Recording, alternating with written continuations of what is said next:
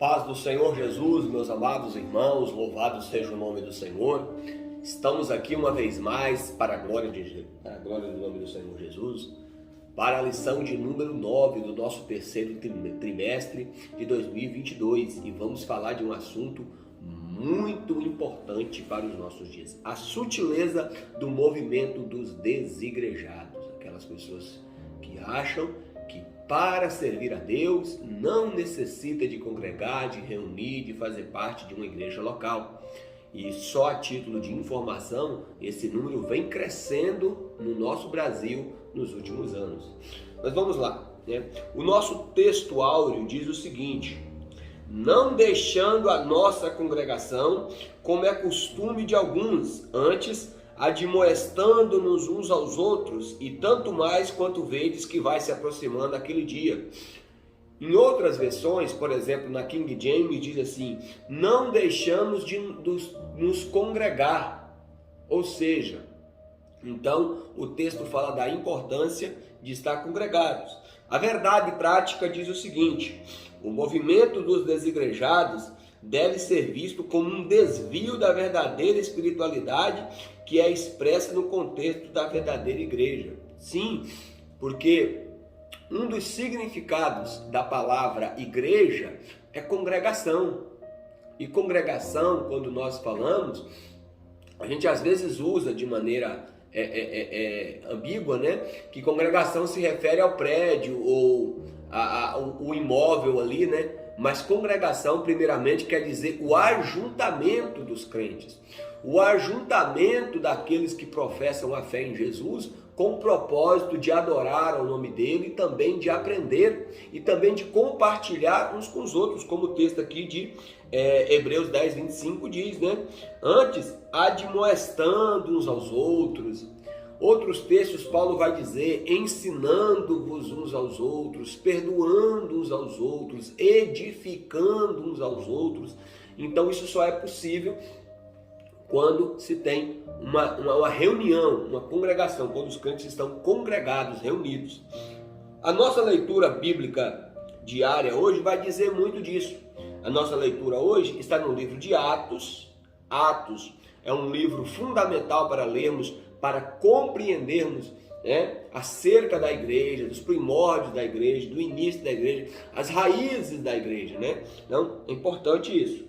Então, em Atos capítulo 1, dos versículos 12 ao 14, diz assim: então voltaram para Jerusalém, do monte chamado Olival, que dista daquela cidade tanto como a uma jornada de um sábado.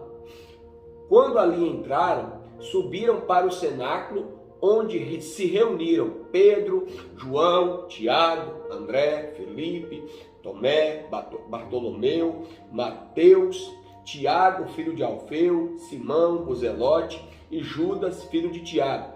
Todos esses perseveravam unânimes na oração, juntamente com as mulheres, com Maria, mãe de Jesus, e também com os irmãos dele. Então fica bem claro aqui o texto, que após a ascensão de Jesus, né, eles voltaram então para Jerusalém, eles entraram, né, possivelmente aqui na casa de Maria, mãe de João Marcos, e subiram para o cenáculo, e ali eles se reuniram. Olha aqui a ideia aqui de congregação aqui, ó. Ali eles se reuniram, né, para poder se dedicar a atividades espirituais. Aqui cita a oração.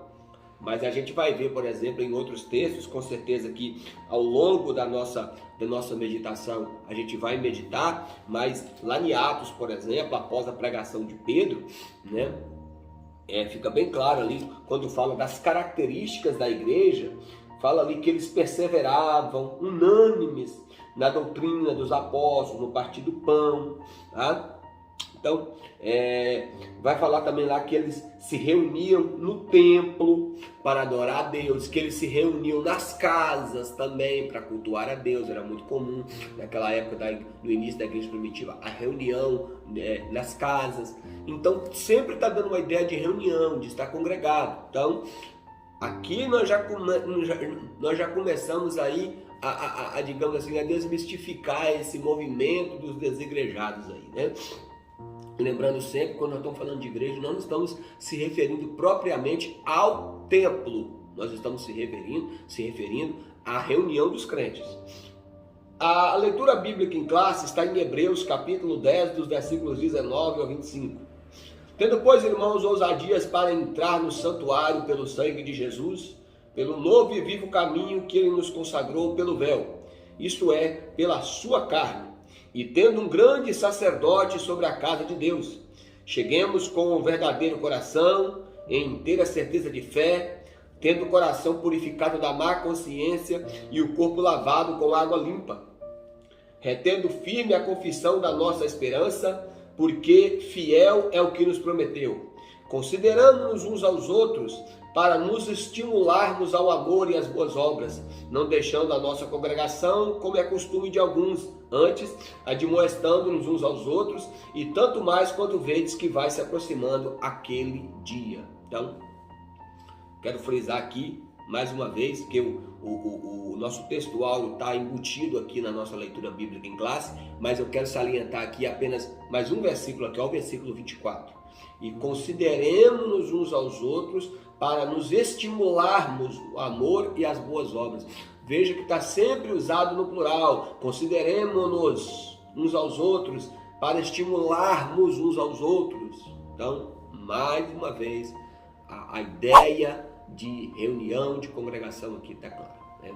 Precisamos sim de uma igreja local, onde nós possamos reunir com os demais crentes, para assim estarmos edificando, admoestando, ensinando, aprendendo uns com os outros e vivendo aí, né, no amor cristão e na prática das boas obras, tá bem? Deus abençoe a sua vida, Deus abençoe a sua família, em nome de Jesus.